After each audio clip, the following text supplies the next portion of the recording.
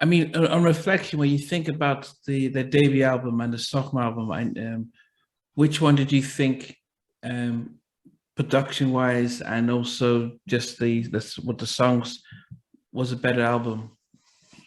Um, I think they all had its flavor. You know, it all showed maturity and growth. It all had its flavor. All the albums. That's how I feel about it. Each album had its own different stage in the light of High Five. So I believe every one of the albums, all three of the albums, even even the best of um, those, that album have some songs that wasn't on any of the albums. So Mm. each album, each album to me was great, and it served its time. You know what I mean? Yeah. When High Five did come out with say Kissing Game and it's number one, what was the reaction of your family? Family was, excited, of course. I was excited. Nobody really knew what we was getting ourselves into. I really didn't know what I was getting myself into. I thought I knew, but I didn't know. But I found out. Um, so, once again, it was a learning experience, something that had to happen real fast. You had to learn to paddle, pretty much. Throw you, throw you with the lions, man, and you got to survive. Did it surprise you that Kissing Game got number one and the success of did that surprise you? I mean, it's one thing. I think that none of us really paid any close attention to that because we were so young. We wasn't trying to go number one. Like, you're not going to one. I don't remember really having those type of conversations until we was like number five. It's like, oh, we gotta go number one. This is cool. Now we got the number five record. Oh, and then being number one felt good. So we needed some more number ones. Yeah. Now, how much, so when they signed you up, did they explain to you, okay, this is how the industry works, this is what you're going to be get paid, this is all No, I had to figure it out. Everything was contractually done. You know what I'm saying? I had to figure a lot of stuff out, how to have lawyers involved and things of that nature. But once again, during those days, man, I just wanted to sing. I was young. I just wanted to sing. I just wanted to be on the stage, and for me, the money will come later. When, I don't know, but when the money comes, the money comes. I did it more for the love, yeah, because I wanted to do it.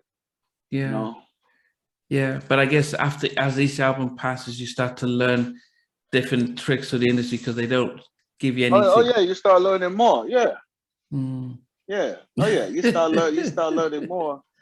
You know what I'm saying? And then start, knowing your worth and things of that nature. But then you got to make sure you watch out for the sharks too. It's the sharks, and we're not talking about baby shark here. We're talking about proper sharks who circle around with the success and things. What, looking for prey? Yeah. um, you guys go on to the third album, Faithful. And then I know that, I think you had a track on Minister Society. Was it on Conditional Love? Was it on Minister Society? Yeah. Yeah. But then by the time you guys come out with that third album, 93, this is when groups, there's a different genre of groups. We have the Shy, we have Boyz II Men are still coming out with the second album. Jodeci are coming out with their sophomore album. The H-Town. So Blackstreet. So we're getting a lot more groups on the market. The sound is changing. How did you guys feel about the type of sound, the sounds, and the producers you were working with to be able to punch above your weight among the talents that were coming up at that time? We was good. You know what I'm saying? I don't think we really, once again, that was something we really didn't pay attention to. And, we wanted to keep on sounding more mature, whatever song it was. But at the same time, our infrastructure we was dealing with at that time recording the Faithful album too. So we had a lot going on within internally. And I spoke about that in the book HIATUS, which everybody could go to Amazon and, you know, get on Kindle and grab it or pick up the paperback.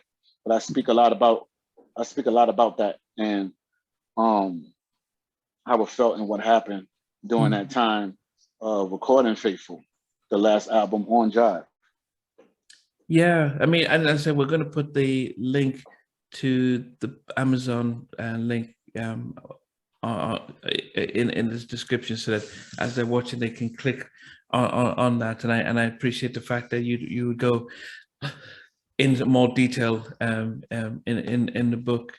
But in general, for yourself, apart from, I know you mentioned that there were some internal battles recording the album. But what was your thought about how the music scene, because it was very, as I mentioned, because when you guys came out, you mentioned Force MDs, I think New Edition, they were going through their transition. Well, actually, by the time you guys were coming out, they had split and did BBD and everyone went solo. So, and then you had Troop, and then Rift. But then by the time you guys came out with your third album, and most of those groups were not as prominent by the time you came with your third album, because newer groups like the Jodeci's and stuff were coming out and the music changing. What was your thought about, did you see, well, we've got different kind of competition, and did you welcome that, or did you think, well, we may get squeezed out?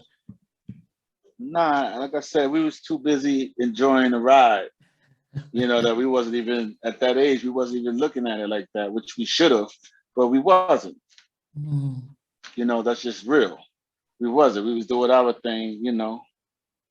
Thought it would be, you know, we'll be around forever, you know, making hits and stuff, and it didn't turn out that way. Now, on reflection, do you think management would have having better, stronger management that would have helped, or do you think the label and the A&R should have been a little bit more involved in directing you guys, or what are you? Because being that young, yeah, I'm sorry. Yeah, no, I'm just saying, being that young, it's quite hard to know and navigate as to, okay, what's happening and how you need to position yourself. Yeah, I mean, you know, I think like I explained in the book, I think that management, you know, plays a very important part, and played a very important part. And you know, we could have said we could say coulda, shoulda, woulda. We would never know. But I think, and I believe in my heart that, you know, with the right management, you know, it could have been, not could have, it would have been a whole lot different for us. Yeah.